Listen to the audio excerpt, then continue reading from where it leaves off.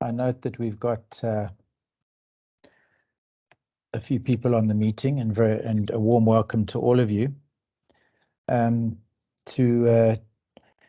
Shira, you'll allow me to say a few words of introduction, and then allow me to pass to you, if I may, in case there's anything you want to add. But my name, colleagues, is Prof. Richard Cook, and I'm delighted to kick off this 2023 professional learning series offered by the Department of Family Medicine and Primary Care in close conjunction and partnership with the Centre for Health Sciences Education. We kick off a new year and some new themes, and we're going to keep to the same structure, colleagues, in that we will speak to one theme over three consecutive weeks in as best fits the theme, a Journal Club Tech Tuesday and Learning Workshop. Although the space evolves constantly, and we look to then adapt the particular pedagogy to the theme appropriately. But it's particularly apt, I think, that we start off this particular learning series this year with speaking to artificial intelligence as transforms the learning and teaching landscape. And it is a particularly apt theme for it being so topical and current, and asking of us many pertinent and indeed sometimes controversial questions. Before I introduce the speakers, I just want to flag, please, if I may, the upcoming discussion by the university on Friday that is going to be speaking to the AI in learning and teaching as the same theme, one that is presented by Benjamin Roseman from 11 to 12 online on Friday the 17th of February. There's also a recent document, The Approach to the Use of AI in Teaching and Learning at WITS as of 31st of January 2023, which I'm sure, as is this discussion, colleagues, work in progress. But I did want to draw that attention to everyone's attention, so that we can participate and just stay in touch with what the university has to say on a broader level than our particular focus. So, but enough from me. Let me then warmly welcome. I want to say first a warm welcome to Adriano, because from outside our department and indeed faculty, and it's just a delight to have you with us for your inputs on this. So thank you very much for your participation, and to Yanis, of course, who is well known to many of us, and the two will speak on this particular topic. Looking forward to a very interactive session. Thank you very much. Shira, have I adequately covered that? Because I'm deeply appreciative of the CHSE's support and participation in this seminar series. No, that's fine, Richard. We look forward to hearing the experts, and very happy to be part of the entire event. Thanks. Go ahead. Thank you. Over to you, colleagues. Great, thanks so much. Let me just quickly say hi to everyone. I'm not going to keep on my screen the whole time, or my camera, but just so that you can see who I am. We decided to kick off this specific series because ChatGPT took the world by storm, and the conversations has been non-stop in all the different spheres or sectors, and we have had lots of discussions around how AI can play a role in higher education, and there's a lot of fears around its introduction and so forth. So we thought it would be a very good choice of topic to start the year off with, and then from there on segue into academic integrity. So the next three after this will be around academic integrity and how to establish an academic integrity culture. But before we start, we just want you to, in the chat, quickly tell us, how are you feeling about AI in higher education? Nervous, excited, fearful, apprehensive, futurist, all of the above? Just use your icons in the chat. So we'll give you a minute to respond, and I'm just quickly going to stop sharing to include computer sound. So while I do that, please just go ahead and respond in the chat.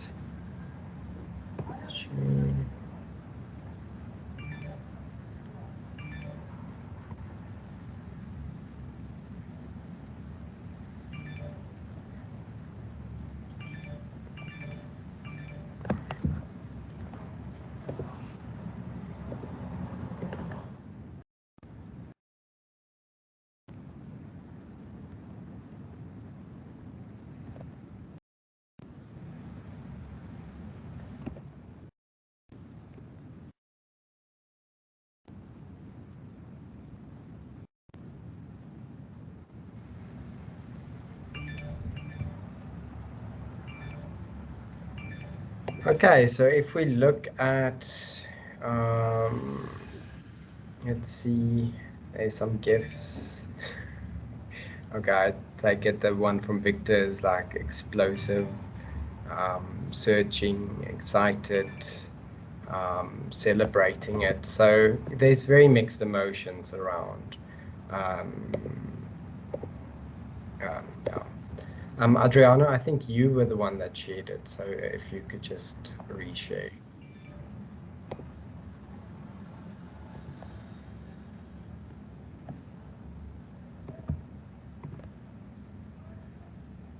Okay, excited. So luckily, it seems like the consensus is that a lot of people are excited about the change in of introducing AI.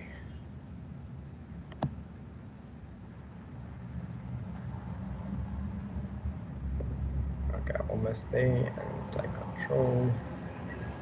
And there you go.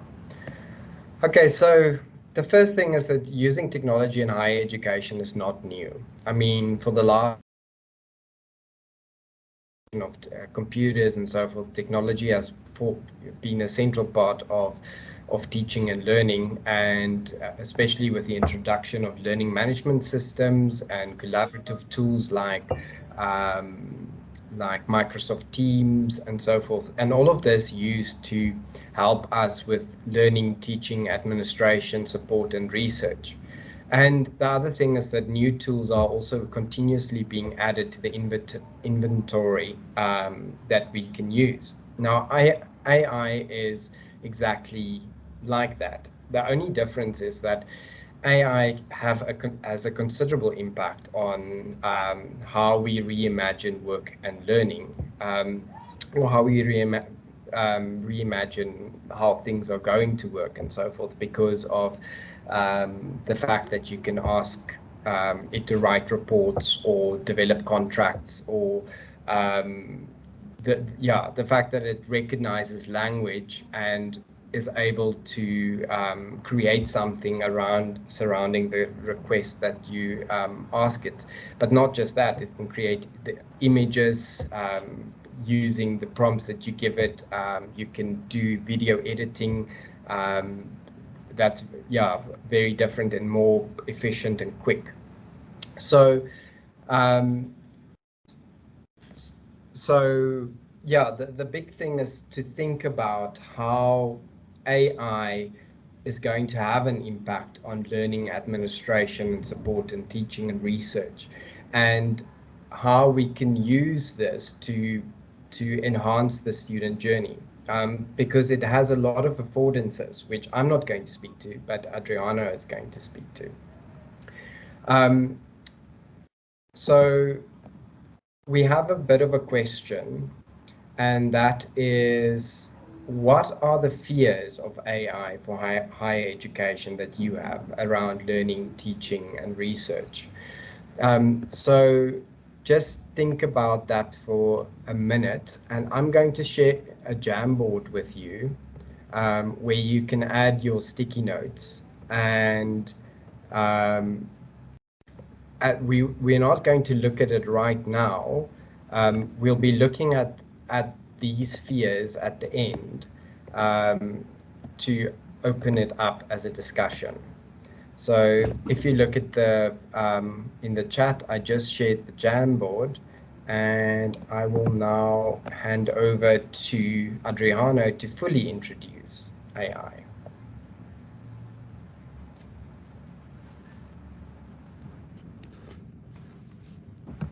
Hi, afternoon, colleagues. My name's Adriano Giulio Giovanelli.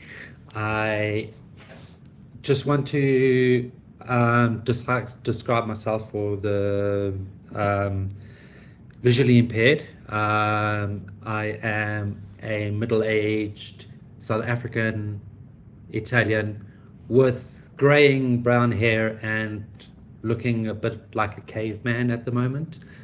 And it's shortcut, and I've also got black earphones on. I do this generally because of the fact that it's more accessible. When we get to the questions and answers stage, or if you want to answer any questions, please just state your name and then and then you can ask the question. It's just so then we can actually become more sociable. We can actually understand or know who is talking, and also we can listen to see how you actually pronounce your name correctly. Okay,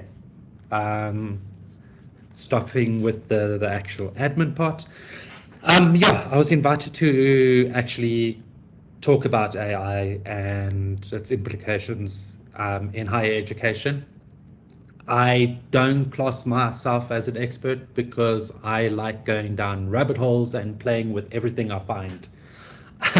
So yeah, ever since last year when they launched Chatbot GPT, I've been playing with it. Before that, I've been testing AI apps from Leonardo AI all the way to some apps for video editing and stuff like that. So I've always been included. Technology is second nature to me. It flows in my blood other than coffee. So yeah, I'm taking a different perspective at this. I'm going to give you an introduction to AI, to the history, to what it's about, but I'm starting off in this way. Enjoy.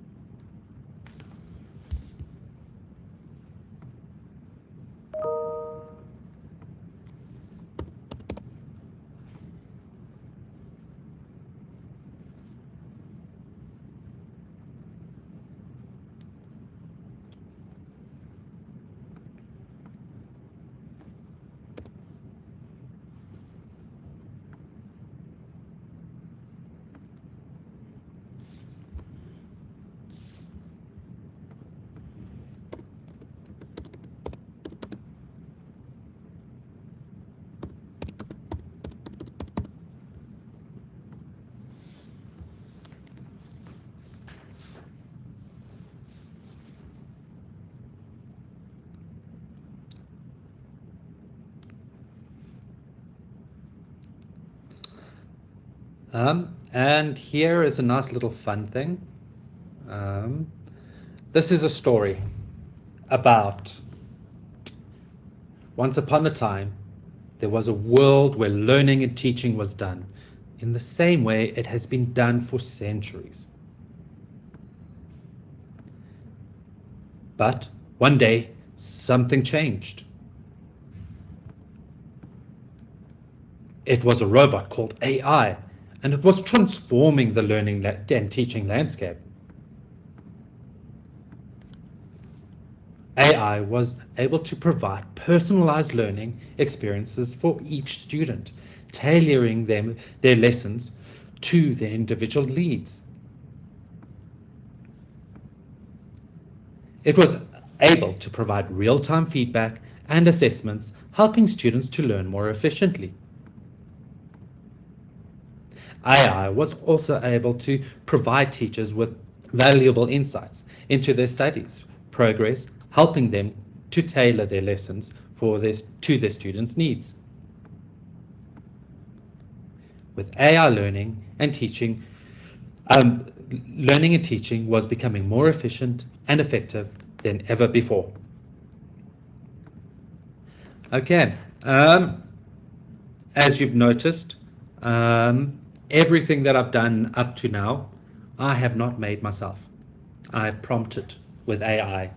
The script was created by AI, the voiceover AI, the image was AI. Every image that I've showed now was all created by artificial intelligence, which shows you the power. This was the free version, which I was actually quite impressed with.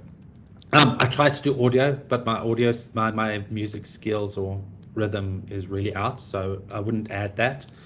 But yeah, so to get an idea of what AI is, I thought I'd actually start and dive into the history of AI, or what is artificial intelligence. As a basic definition, it is the simulation of human intelligence processes by a computer system. This includes learning, reasoning, and self-correction. AI has a wide range of applications, from natural language processing to image recognition to robotics and autonomous vehicles. Yeah, so as we've seen there. Now, when we go into the, sorry, I missed the slides, and yeah, so when we can actually look at the history can be traced back to ancient Greek mythology about machines with human-like qualities. The modern era of AI began in 1950s with the development of the first AI programs such as logic theorists and the general problem solver. During this time, researchers believed that AI could be achieved by programming computers with rules and logical deductions.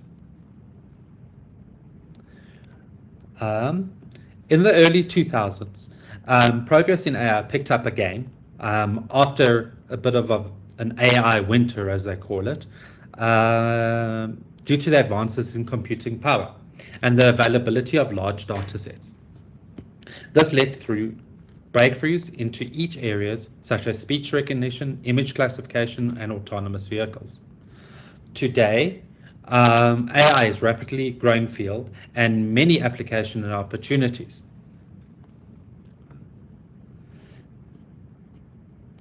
At a high level, AI is made up of three building blocks: algorithms, data, and computing power.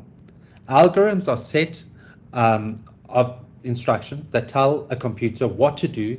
In AI, algorithms are used to learn patterns and make predictions based on data. Data is the fuel that powers AI. AI needs large amounts of data to learn from and make accurate predictions. Computing power is also a key component of AI algorithms that can be computationally intensive, so specific hardwares like graphic processings often need to speed up computations. One of the key factors, sorry, let me just go back. One of the key factors and features of AI is that it can learn from data. This process is called machine learning. There are different types of machine learning, but one of the most common is supervised learning. In supervised learning, an AI algorithm is trained on the labeled data where the correct answer is already known. The algorithm learns to make predictions by comparing its predictions to the correct answers and adjusting the parameters to minimize errors. Once the algorithm has been trained, it can make predictions on new unseen data. The AI has many applications across a wide range of industries. Examples like natural processing, language processing, which uses a powerful virtual assistants like Siri or Alexa, computer visions, which uses to recognize objects in images and videos, autonomous vehicles, AI makes decisions about driving, fraud detection, where it detects unusual patterns in financials. These are just a few examples and ways that AI is being used today. AI is a powerful technology that is changing the world in many ways. By using algorithms, data, and computing, AI is able to learn from data and make predictions about the future. As we continue to develop more advanced AI systems, the potential applications are virtually limitless. And now I would actually just like to stop there, as I could actually read and tell you a whole lot, especially on supervised and unsupervised learning in higher education and how AI actually deals with that.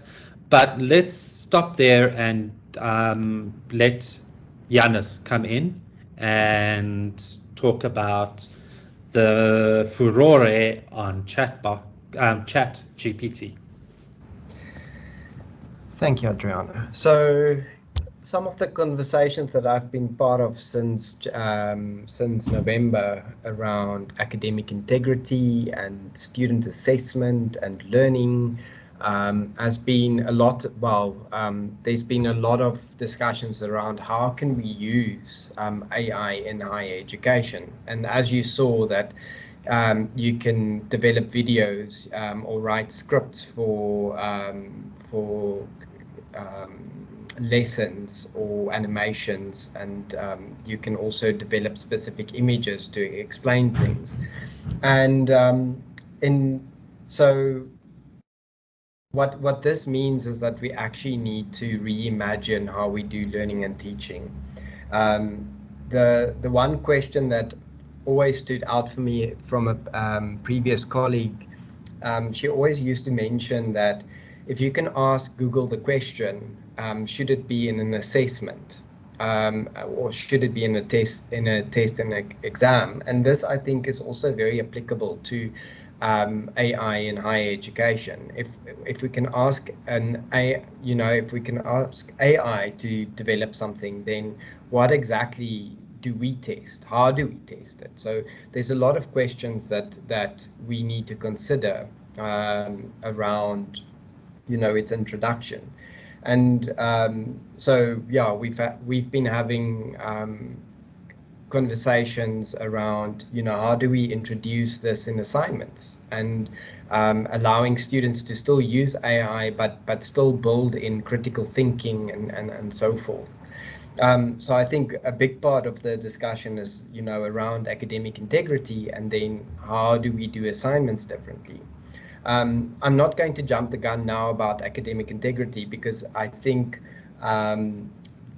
I'll leave that for Marika to come in the next 3 series. But the important thing is that I think that we would need to do is to reimagine the academic integrity culture, or like introduce an academic integrity culture, and allow students to use this. I don't think we should vilify the technology or the students, because this should actually be a graduate competence to use AI.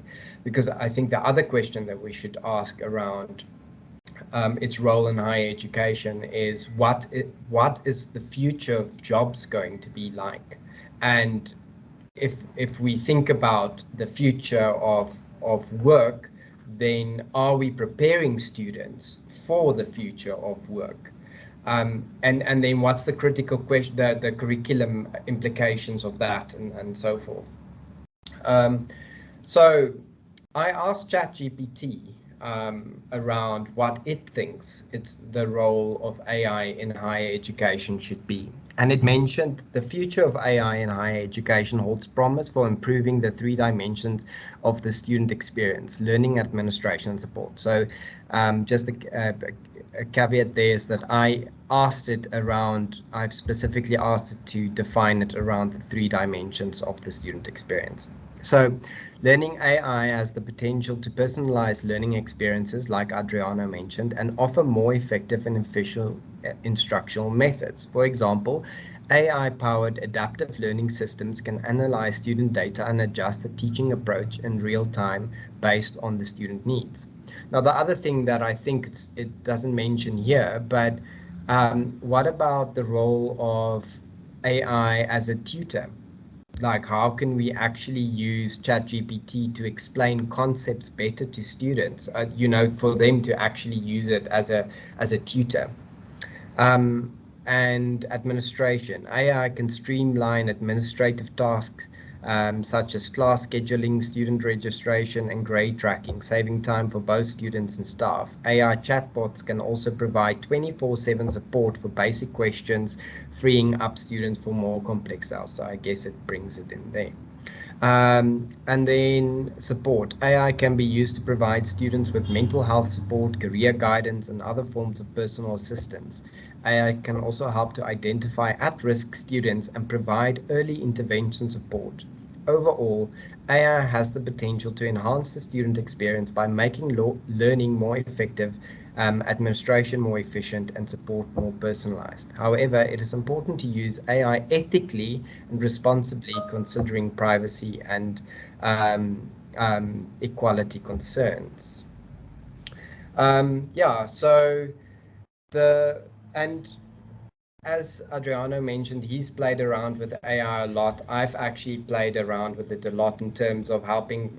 We're developing a BHSC honors in health system science to help me with lesson planning, to help me with developing rubrics, to help me with one of the sessions we wanted to give to the students on as part of the orientation is to develop self-directed learning, but we want them to take agency in self-assessing their self-directed learning abilities, and I use that to help me develop that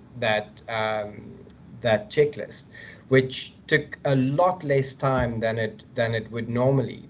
However, obviously one of the key concerns there is validity and reliability, and that you still need to check the information against research. But that's one of the discussions we had around it for students, is that you could use AI as a stepping stone to help you formulate your, like, drafting your assignment, but you can, from there on, you still need to go and build on that and do the literature review and introducing that. So it's a stepping stone to assist with critical thinking, but it shouldn't be, students shouldn't just copy and paste the assignment to add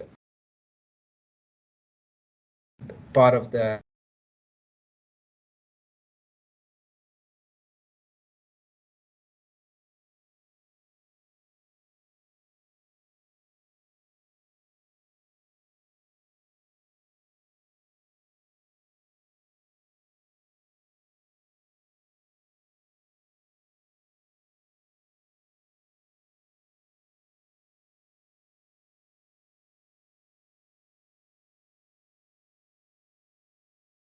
Looks like we lost Janis.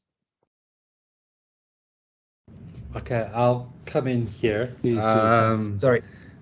Okay. Sorry, yeah, if only Wits Wi-Fi was as efficient as AI.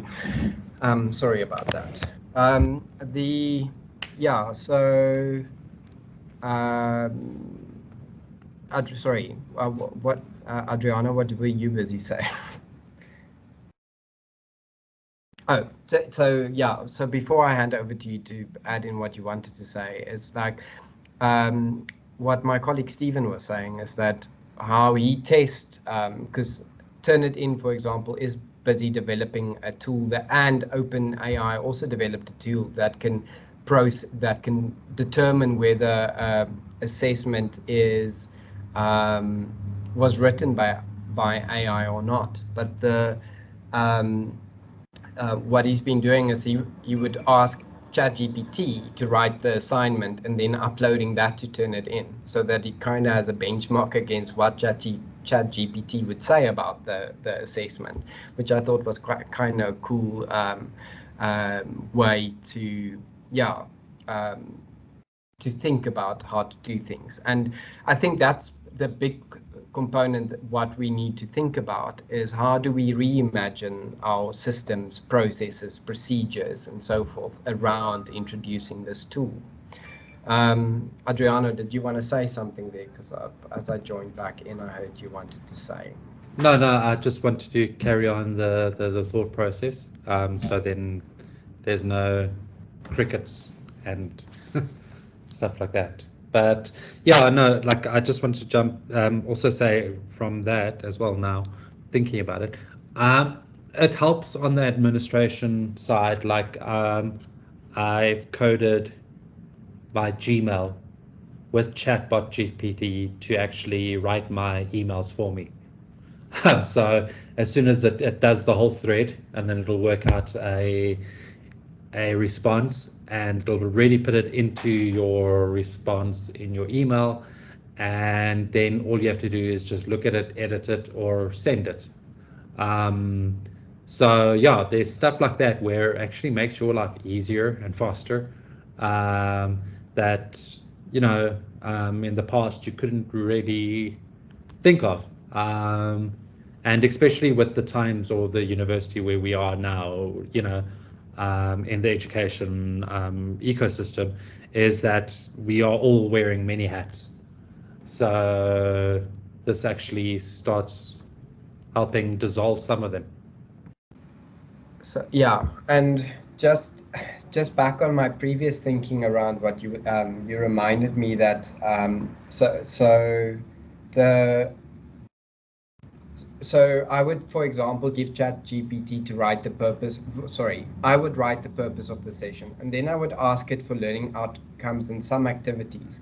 But I would still be selective in terms of what activities it would provide me, and then edit and add to that. But what I like about that, and that's what I want to get back to the critical thinking component, is that it actually helps me to think about things that I wouldn't have thought about if I didn't use it. So it's still that I go and I design the session and the lesson plan and the activities, but I use it as a tool to help me develop that. And then obviously the same with the rubric, I would go and edit and make sure that it speaks to everything that I expect of the students. And then, for example, with the self-directed learning self-evaluation sheet that I developed, that ChatGPT developed, I circulated that. So after I finished that and curated it myself, I circulated it with the wider community of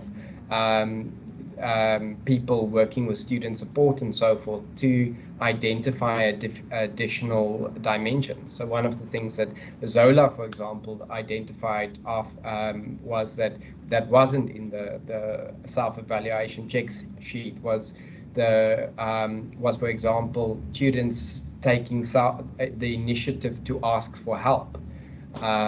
So in that sense, the validity, we ensured that the self-evaluation check sheet is reliable. But I've been mentioning this now from a teaching perspective, but the other component is what's in it for students. How can they use it? And I think we alluded to it around that students can use it as a way to help with assignment writing, that they can use this to basically help them with an outline, and then build on the outline to and bring in the research and so forth. But I think the bigger question is that we need to really think about how are we going to reimagine assessment, and then think about how do we develop a culture of trust, honesty, integrity, and so forth with students, because that is very important. But as I mentioned, I'm not going to speak about that now. So, Adriana, if there's nothing else that you wanted to say on this, then I think we can go to the next part, which is looking at people's fears.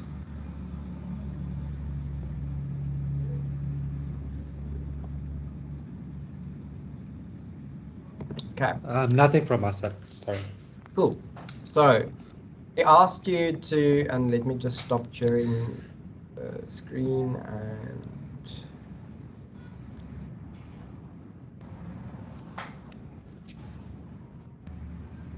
share again. Okay, so let's look at some of these. And if nothing, if you have something else in mind that wasn't captured here, please just feel free to comment, you can speak.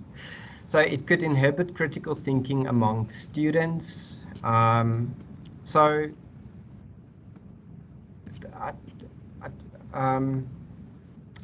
let's open that to the floor and ask, what do you think? Do you think it will inhibit critical thinking in students?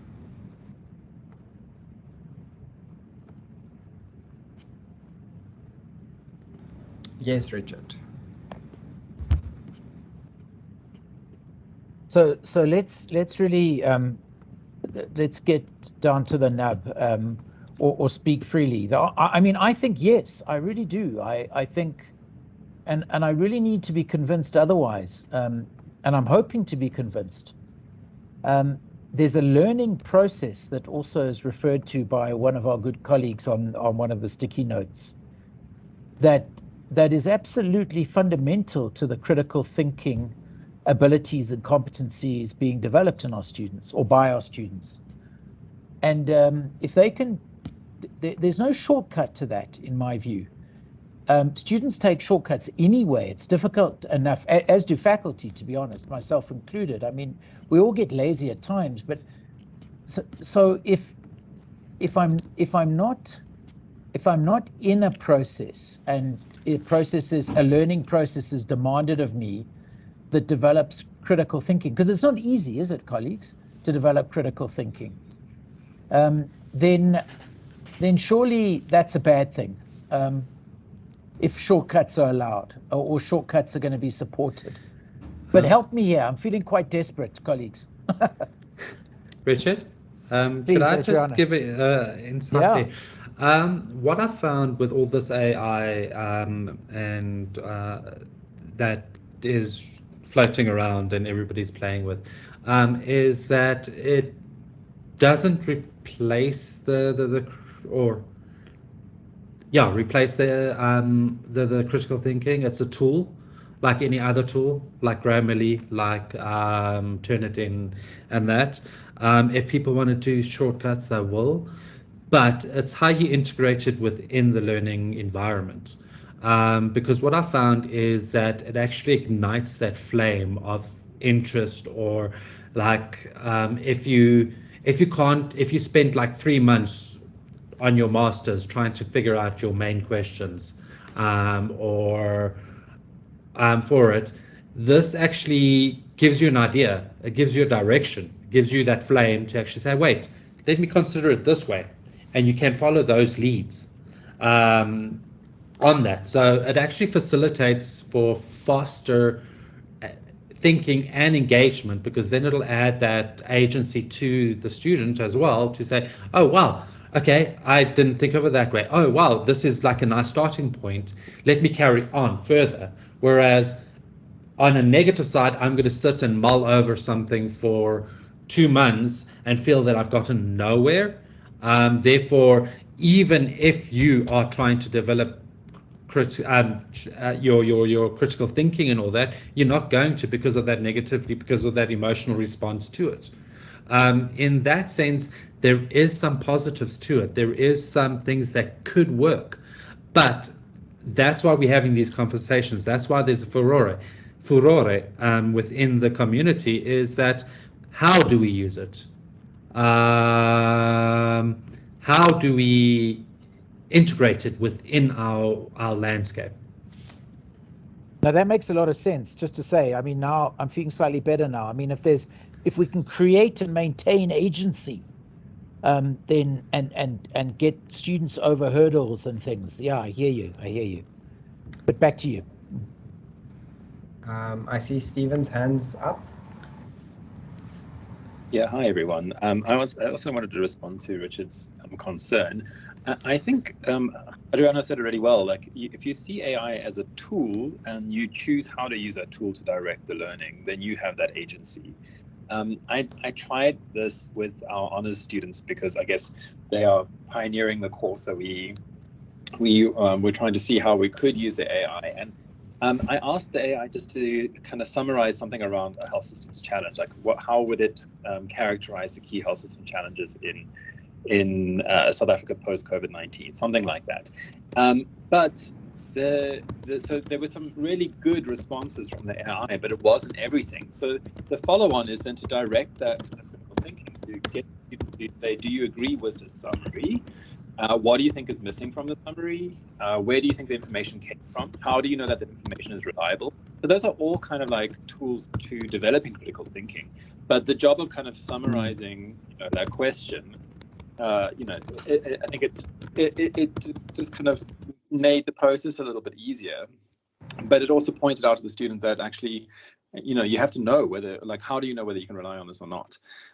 So I don't know, I thought it was quite useful. And what I also found really useful with the AI is that it actually writes extremely well, relatively well. And I think that could also be used to direct students in terms of how they should be writing.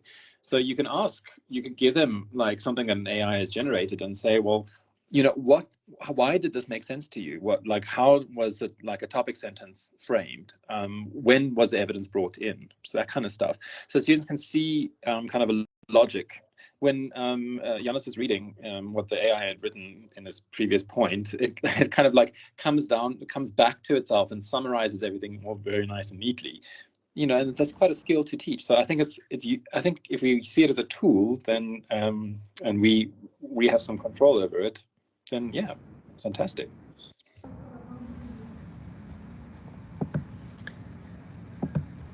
So thanks, Stephen. And I mean, I fully agree with that.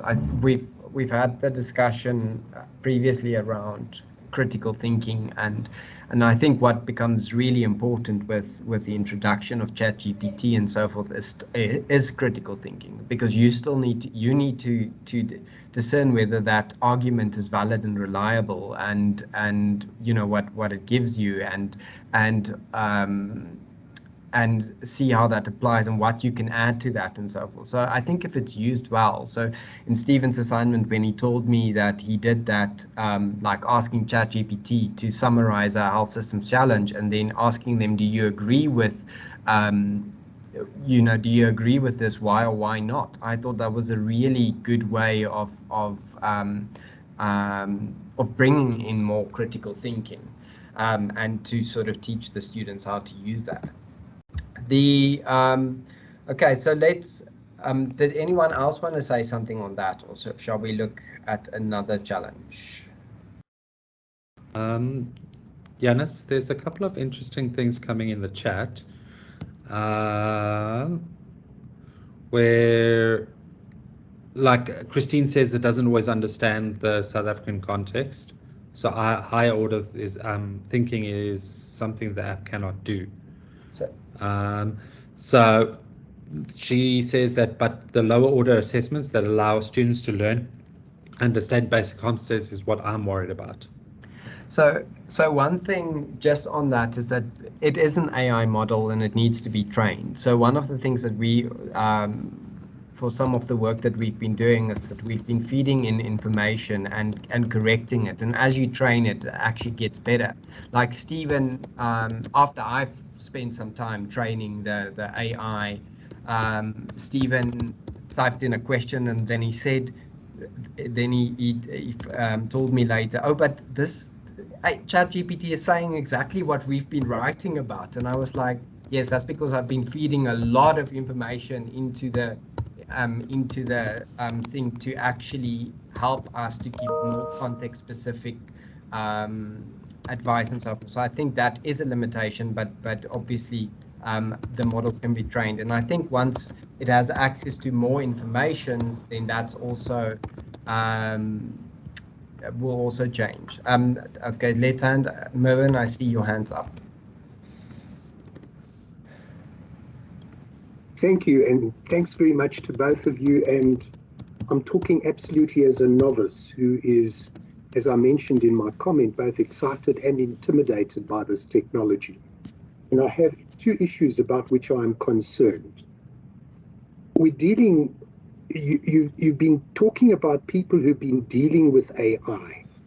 What about the students that we are teaching as undergraduate medical students? There are two issues there about which I am concerned. Primarily, their objective is to learn what they can and get through an exam. How well do they understand the absolute value of critical thinking? That's my first question. And like anything that you design, how well can we control the ethics of the processes of using AI? I mean, I've got 1,000 questions, but I'll just start there. And thank you so much for tolerating me. Thank you, Mervyn. Oh, thank you. I think that's we can tackle in the next session. We've got documents that we are working on ethics and integrity. As AI develops, it's going to be a lot more harder. But at the same time, it is a program that you can actually make it do the opposite, to actually look for that or cater for blocking that. So we can actually combat that in the future with AI itself.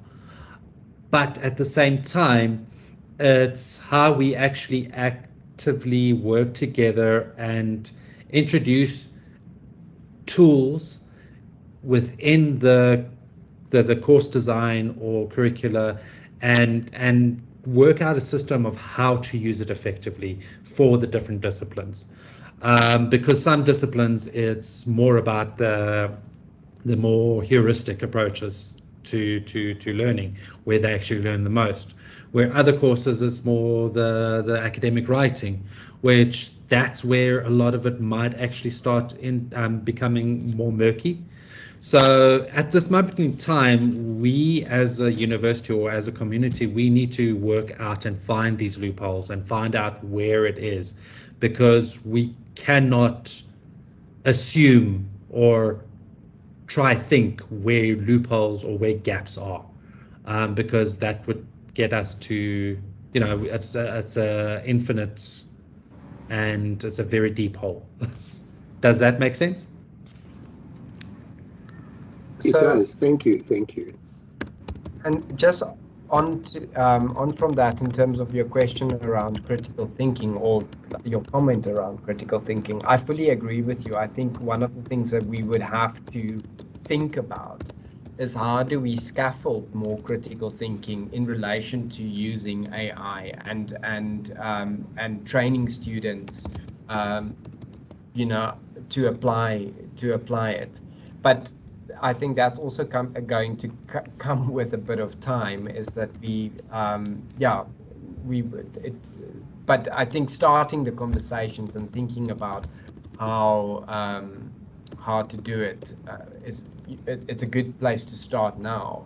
But I think it's going to take a while for us to figure out completely how to build on critical thinking and integrating AI to do so. Yeah. Any other questions or comments before I go back to the board?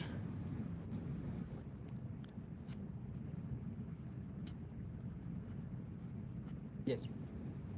If the person who put the potentially very interesting point about the learning curve, how to operate it in the chat, I mean on the board, if you could perhaps just elaborate on that. I'm not getting that particular inputs, but I know there's something excellent behind it.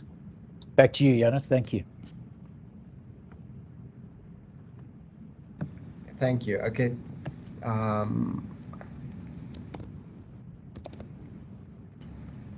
Anyone want to comment on the learning curve is hard to operate it?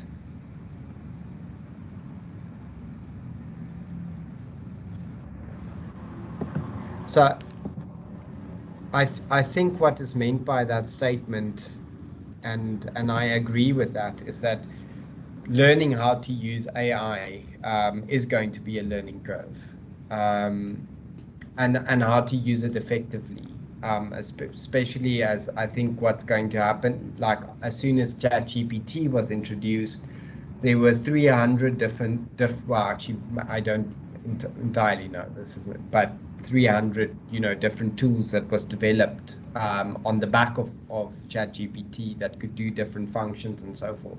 So and trying to keep abreast with all of these, I think, is going to be a big learning curve. And how do you do that, and how to use AI effectively, I think, is part of that learning curve, which and where do we put that in the curriculum, I think is the next question. Yanis, I think what comes into like where it's going, where the ecosystem, the teaching and learning ecosystem is collaboration and working together, like these professional learning chats. That's where it's important. I think hiding things and working in silos is archaic and old school and doesn't better everybody around you as well. And I think that's where we actually have to start. When everybody has an idea, give it to everybody, let everybody know about it, so we can learn from it or we can add to it.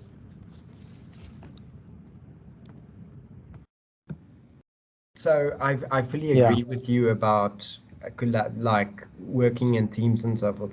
So one thing we told the honors this year is, because they asked, are there a lot of group work assignments, and we said yes. And I said that in my day-to-day work, I work in teams. I think for every single thing I do, I work in a team. I don't think there's anything I don't. And so it's a very important competence to have, and it takes skill. So I think, structuring our assignments and so forth around more collaborative activities is also very important. Then I see there's a comment on on plagiarism. Will plagiarism software be able to detect the difference between AI and personal work? So I think I did mention that, is that so both OpenAI and Turnitin has been working with working on developing algorithms that can detect whether it's personal work or whether it is was generated by AI. I don't know what the timelines are in terms of implementation. Adriana, I don't know if you know. No, not at the moment. I know that Microsoft has invested in it as well, and then Turnitin is making a deal, but that's all that's out there. So then the next question or fear is how can I and students assess the veracity of the AI's assumptions? With Google, there is an opportunity for discernment, but now. So so what we've been doing, as I mentioned, that we've been using it here and there to assist with curriculum development and so forth, is that we would take sentences and then like fact check in Google Scholar to see if we can find articles that relate to that, and that's also part of how I thought in terms of if students developing an outline that you can then still build it on, like find the correct research and so forth to build it on. But yes, I think that's there could be a whole conversation just around that, because I think it is something that we need to fully unpack. Okay, learning styles are different and lecturers, trainers must accommodate for each. Yes, we do this badly, but AI won't have the nuance and agility to do this, or will it? What do you think about that statement?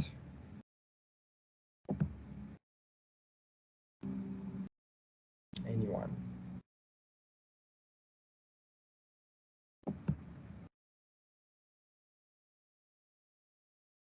So do you think AI would be able to accommodate for the different learning styles and actually have developed the nuance and agility? So that was my comment, and I saw that in your slide that it says that it will be able to adapt in real time. So the answer is yes, that it will, but I'm not convinced. I mean, but maybe it will. I must learn more.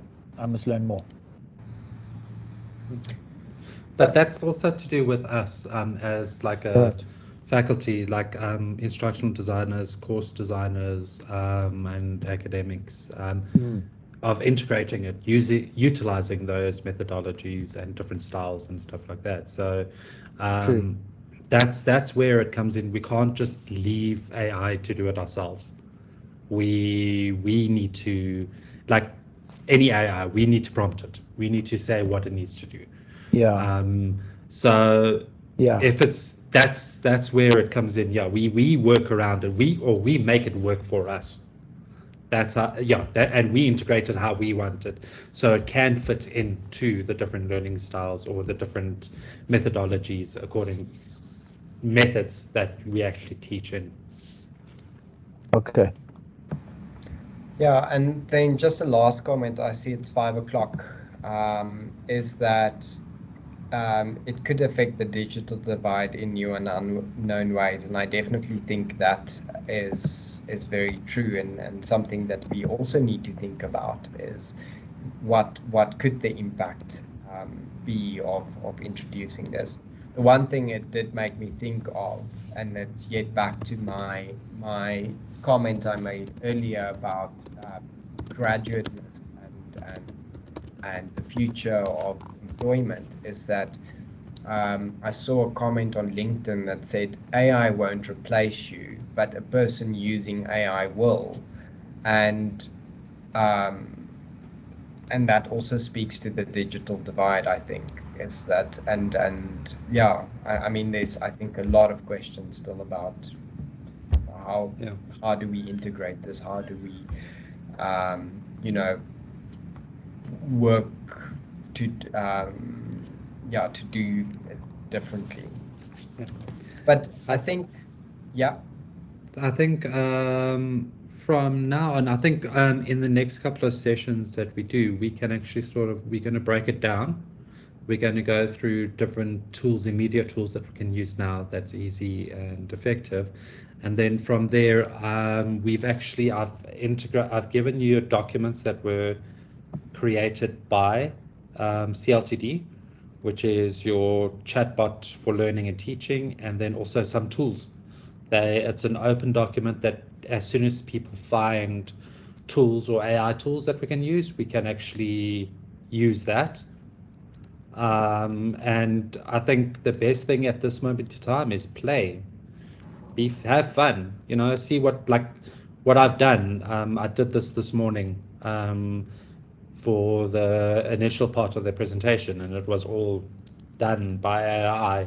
All I said is I need to have a presentation on AI, and it helped me. And I did a couple of more prompts than that. But yeah, so there's a lot to do, and there's a lot of things we can actually play with, and don't be shy. And also, you know, what's the best way is now that the universities is starting, and I know also the health sciences have also really started, is let the students play with it, you know, integrate it into a collaboration and say, listen, use Chatbot GPT to write or create a poster on hemophilia or something like that, and then have it as a presentation the first round just as AI, and then you guys take that review process and you say, okay, listen to what the remarks were, the feedback was, and now revise your poster and revise your information, and add the correct references to it.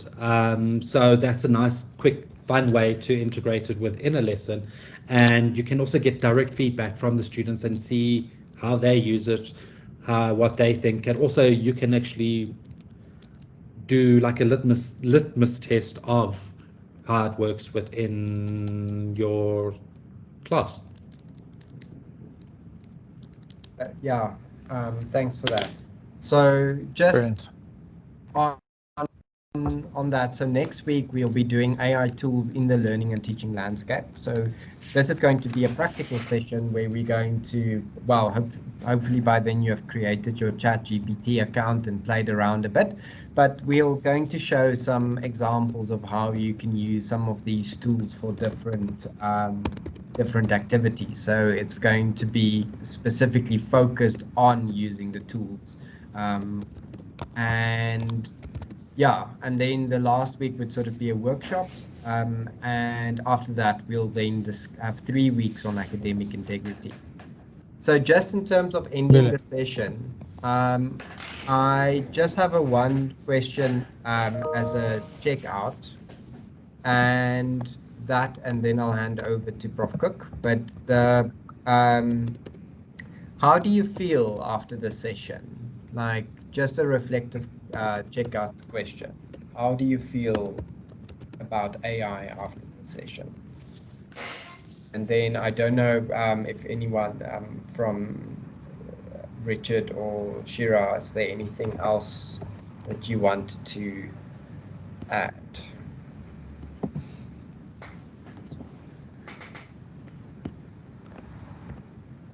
Okay, so as we see, more excited than before, I'm going to go with brave and ignorant in combination as my. but yeah, colleagues, thanks so much. Brilliant. Is that Azola's hand or? Yes. No, I just wanted to say I'm glad there's a concerted effort to provide support to lecturers about this, because I think it's a time of excitement and anxiety. So I really appreciate that there will definitely be support, weekly with these series. Thanks, Azola. And just to reiterate, please, any yourself, for example, for your good competence and experience, and others must recommend topics, themes for us for a 3-week theme, 3-week sessions. So please do, colleagues. Yanis, can we think about what to do with that Jamboard?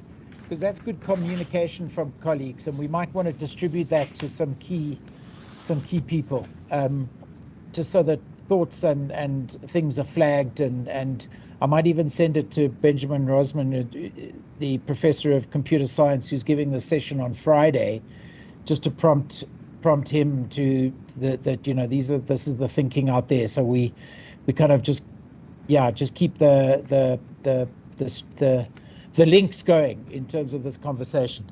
But Adriano, brilliant. Thank you so much for your input, sir, and your bringing us your insights. Really appreciate this cross-faculty engagement. So thank you so much. And then we look forward, Yanis, to you as ever. Thank you, sir. And then we'll look forward to next week, and we'll get stuck into some practical applications of the tools. Thanks so much, colleagues. Thanks, everyone. Have a great. Thanks, everybody. Be safe. Ciao, ciao.